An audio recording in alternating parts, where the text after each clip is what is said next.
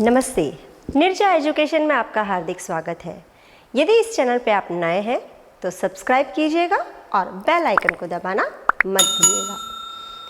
आज का हमारा पाठ है शब्द विचार। बच्चों, हम पहले कुछ पढ़ चुके हैं, उस पर थोड़ा संक्षिप्त परिचय ले लेते हैं। सबसे पहले हमने पढ़ा था भाषा, लिपि, बोली और व्याकरण।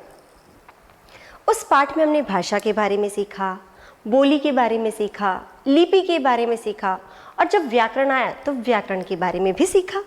अब व्याकरण में हमने सीखा था व्याकरण के 3 अंग होते हैं। सबसे पहला होता है वर्ण विचार, दूसरा होता है शब्द विचार और तीसरा होता है वाक्य विचार। पाठ 2 में हमने पढ़ा वर्ण विचार। वर्ण विचार में हमने सबसे पहले पूरी वर्णमाला को देखा। वर्णमाला में स्वर कितने होते हैं, किस प्रकार के होते हैं, उनको पढ़ा। स्वर के पश्चात हमने व्यंजन को पढ़ा। व्यंजन जैसे स्वर 2 प्रकार के होते हैं, ह्रस्व स्वर, दीर्घ स्वर। व्यंजन 3 प्रकार के होते हैं, स्पर्श व्यंजन, अंतस्थ व्यंजन और ऊष्म व्यंजन। इन 3 प्रकार के व्यंजनों को हमने पहले पढ़ा।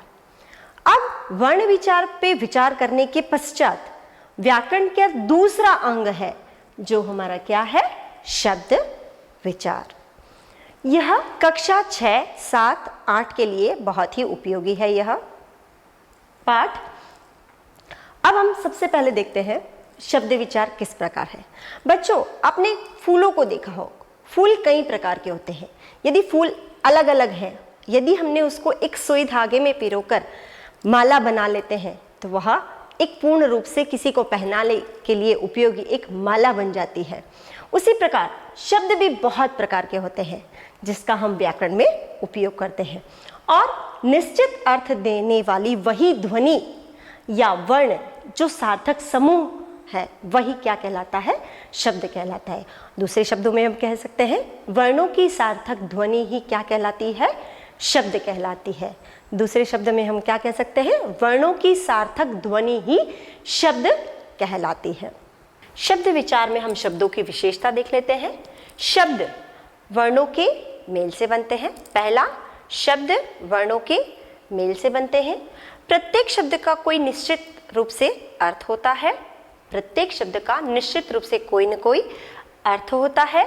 शब्द प्रत्येक वाक्य में अपना निश्चित कार्य करते हैं। यह शब्द की क्या हो गई, विशेषता हो गई। अब शब्द की तरफ आगे बढ़ते हुए देखते हैं कि शब्द 2 प्रकार के होते हैं। एक तो सार्थक शब्द, दूसरा है निरर्थक शब्द। अब यहाँ पर सार्थक शब्द जैसे कि किताबें, पुस्तकें, ये उसके सार्थक शब्द हैं जिसका निश्चित रूप से अर्थ निकलता है। आज मेहमान आए हुए घर पे, तो मैंने पत्नी से कहा चलो आज चाय शाय हो जाए। तो चाय तो कहा गया पर चाय के बाद शाय, ठीक है। तो वह शब्द जिस शब्द का कोई अर्थ नहीं होता उसे हम क्या कहते हैं, निरर्थक शब्द। पहला है सार्थक शब्द और दूसरा है निरर्थक शब्द, जिस शब्द का कोई अर्थ नहीं होता। ऐसा शब्द जिसका कोई निश्चित रूप से अर्थ होता है, सअर्थ, जिसको हम कहते हैं सार्थक, उसको क्या कहा गया है, सार्थक शब्द। जिस शब्द का कोई अर्थ हो, यदि वह शब्द का कोई अर्थ नहीं है तो वह शब्द सार्थक शब्द न कहकर निरर्थक शब्द कहलाएगा। आगे बढ़ते हैं। अब शब्दों का वर्गीकरण किस आधार पर, किस प्रकार किया गया है। शब्दों का वर्गीकरण, शब्दों का वर्गीकरण 1, 2, 3, 4 आधार पर किया गया है। प्रयोग के आधार पर, स्रोत के आधार पर, अर्थ के आधार पर और रचना के आधार पर। सबसे पहला है प्रयोग के आधार पर। प्रयोग के आधार पर शब्दों के 2 भाग किए गए हैं, विकारी शब्द और अविकारी शब्द। अविकारी शब्द किसे कहते हैं, वे शब्दों का रूप जिन्हें लिंग, वचन और कारक के अनुसार जिनका रूप बदलता है। शब्द के वे रूप जिनका रूप लिंग, वचन, कारक के अनुसार बदलता है, परिवर्तन होता है, उन्हें क्या कहते हैं, विकारी शब्द। विकार का अर्थ ही होता है परिवर्तन, उन्हें क्या कहते हैं, विकारी शब्द। दूसरा है अविकारी शब्द। शब्द का स्वरूप जो बदलता नहीं है। जो शब्द जिस प्रकार प्रयोग किए गए हैं वाक्य में, उसी प्रकार ज्यों के त्यों वाक्य में प्रयोग किए गए हैं वैसे ही रहते हैं। उन शब्दों में किसी भी प्रकार से कोई परिवर्तन नहीं होता। ऐसे शब्दों को हमने क्या कहा? अविकारी शब्द। अब विकारी शब्द कौन कौन से हैं और दूसरा है अविकारी शब्द कौन कौन से। पहला देखते हैं विकारी शब्द कौन कौन से हैं। पहला संज्ञा शब्द, किसी भी वाक्य में प्रयुक्त होता है। दूसरा है सर्वनाम, तीसरा क्रिया, चौथा है विशेषण। अब यहां पर संज्ञा ले लें, जैसे पुस्तक पढ़ना, ठीक है। तो पुस्तक पढ़ना, पुस्तक शब्द यहाँ पर है, तो ये अगर पुस्तकें पढ़ना है तो पुस्तक शब्द एक वचन हुआ। यदि मैंने कहा पुस्तकें ले आओ तो पुस्तक शब्द क्या हो गया? बहुवचन में परिवर्तित हो गया। क्यों? क्योंकि बहुत सारी पुस्तकों का नाम लिया गया है। तो यहाँ पे पुस्तक के स्थान पर क्या कह दिया? पुस्तक के स्थान पर बहुवचन का रूप ले लिया, तो क्या बन गया? पुस्तकें। तो संज्ञा, सर्वनाम, क्रिया, विशेषण के अनुसार अविकारी शब्दों में परिवर्तन होता है, वह बदलता है। अब अविकारी शब्द ले लेते हैं जिनका स्वरूप वाक्यों में जैसा है वैसा ही रहता है, बिल्कुल बदलता नहीं है। पहला क्रिया विशेषण, यानी क्रिया की विशेषता बताने वाले शब्द क्या कहते हैं? क्रिया विशेषण। दूसरा है समुच्चय बोधक, ऐसे शब्द जिन शब्दों को हमें दो वाक्य जोड़ने के लिए प्रयोग किया जाता है, ऐसे शब्दों को हम क्या कहते हैं? समुच्चय बोधक। जैसे कि क्योंकि, ताकि, किंतु, परंतु, इसलिए, ये शब्द हैं वो वाक्य में जिस प्रकार प्रयोग किए जाते हैं वैसे ही रहते हैं। इन शब्दों में कोई भी परिवर्तन या कोई भी बदलाव, किसी भी प्रकार से कोई परिवर्तन नहीं होता है। ऐसे अविकारी शब्द हैं जैसे समुच्चय बोधक। तीसरा है संबंध बोधक, एक वाक्य का दूसरे वाक्य से संबंध बताना। छत के ऊपर रीना बैठी है, के ऊपर, के नीचे, के सामने, इस प्रकार के शब्द क्या कहे जाते हैं? संबंध बोधक। चौथा है हमारा विस्मयादि बोधक। ये शब्द, विस्मयादि बोधक शब्द कैसे शब्द हैं? जो आश्चर्य का भाव प्रकट करें। विस्मय मतलब ओह, आह, इस प्रकार के शब्दों को हमने क्या कहा? विस्मयादि बोधक शब्द। ये शब्द किसी भी प्रकार वाक्य में प्रयोग किए जाते हैं तो इन शब्दों में कोई बदलाव या परिवर्तन नहीं आता। जैसे ओह, तो ओह शब्द में कोई परिवर्तन नहीं है। मैंने कहा वाह क्या चित्र बनाया है, तो क्या वाह शब्द में परिवर्तन होगा? नहीं होगा। वह वाह शब्द ऐसा है, जैसा है वाक्य में प्रयोग किया गया वैसा ही रहेगा। उस वाह शब्द में कोई परिवर्तन नहीं होगा। और विस्मयादि बोधक शब्द जब भी प्रयोग किया जाता है तो उसके पीछे हमें विस्मयादि बोधक चिन्ह का प्रयोग करना होता है। आगे की तरफ बढ़ते हैं। शब्दों के वर्गीकरण में दूसरा है हमारा स्रोत के आधार पर शब्द के 5 भेद किए गए हैं। स्रोत के आधार पर शब्द के 5 भेद किए गए हैं। पहला है तत्सम, दूसरा है तद्भव शब्द, तीसरा है देशज शब्द, चौथा है विदेशज शब्द, पांचवा है संकर शब्द। तत्सम शब्द वे संस्कृत भाषा के शब्द जो हिंदी भाषा में ज्यों के त्यों स्वीकार कर लिए गए, ऐसे शब्दों को हमने क्या कहा? तत्सम शब्द। दूसरा है तद्भव शब्द, वे संस्कृत भाषा के ही शब्द जो हिंदी में कुछ थोड़ा परिवर्तन करके हिंदी भाषा में उसे स्वीकार कर लिया गया है, ऐसे शब्दों को हमने क्या कहा? तद्भव शब्द। तीसरा है देशज शब्द, जो हमारे देश के हैं, ऐसे शब्दों को हमने क्या कहा? देशज शब्द कहा। विदेशज, ऐसे शब्द जो विदेशी हैं पर हिंदी भाषा में, हिंदी व्याकरण में उन्हें स्वीकार कर लिया गया है, ऐसे शब्दों को हमने क्या कहा? विदेशज।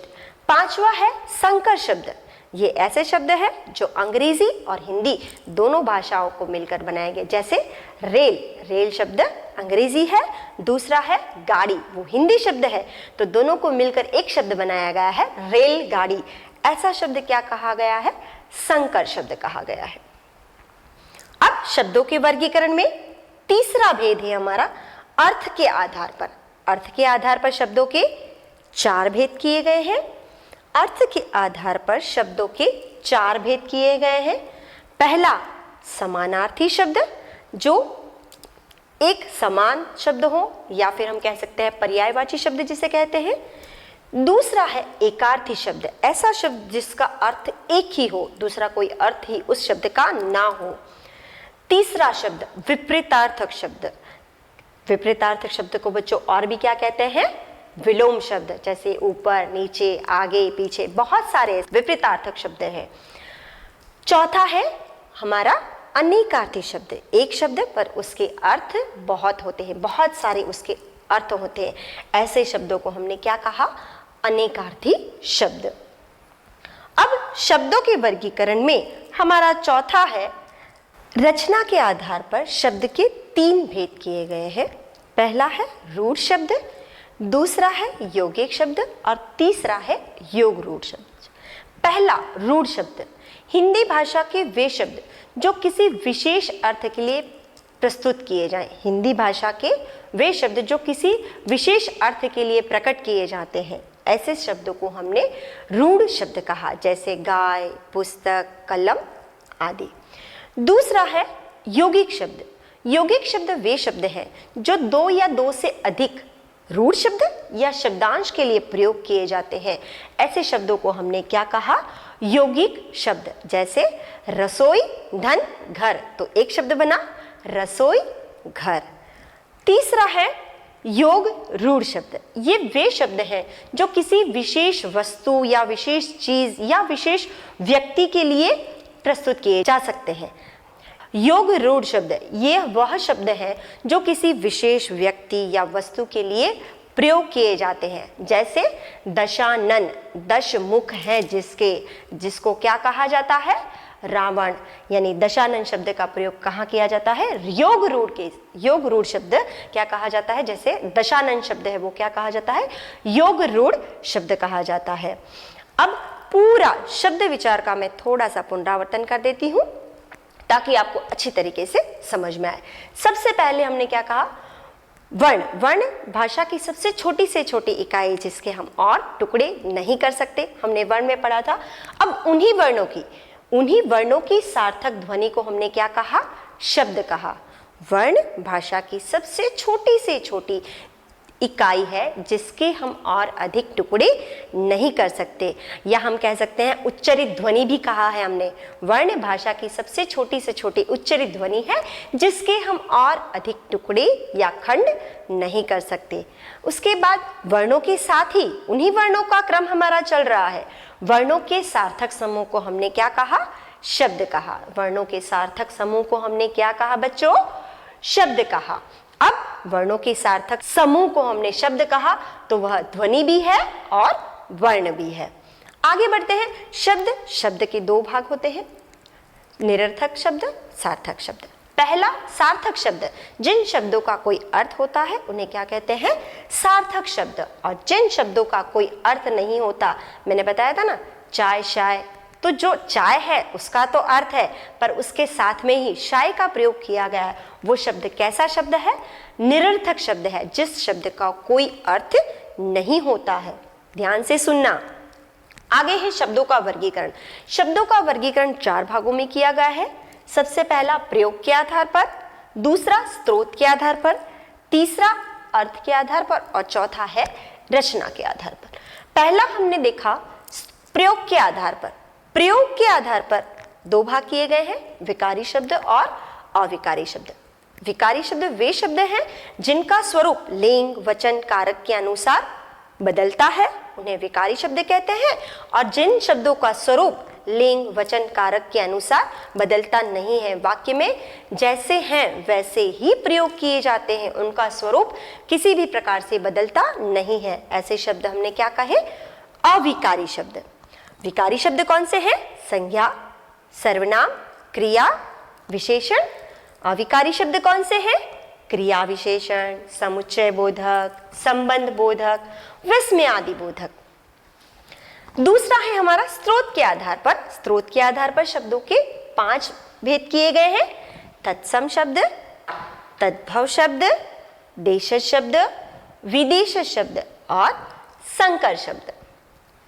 तीसरा है हमारा अर्थ के आधार पर। अर्थ के आधार पर शब्दों के 4 भेद किए गए हैं। समानार्थी शब्द, एकार्थी शब्द, तीसरा है विपरीतार्थक शब्द, जिसे हम विलोम शब्द भी कहते हैं। और चौथा है अनेकार्थी शब्द। अब शब्दों के वर्गीकरण में हमारा चौथा है रचना के आधार पर शब्दों के भेद। रचना के आधार पर शब्दों के 3 भेद किए गए हैं, रूढ़ शब्द, यौगिक शब्द और योग रूढ़ शब्द। आशा करती हूं आपको यह शब्द विचार अच्छी तरीके से समझ में आ गया होगा। धन्यवाद।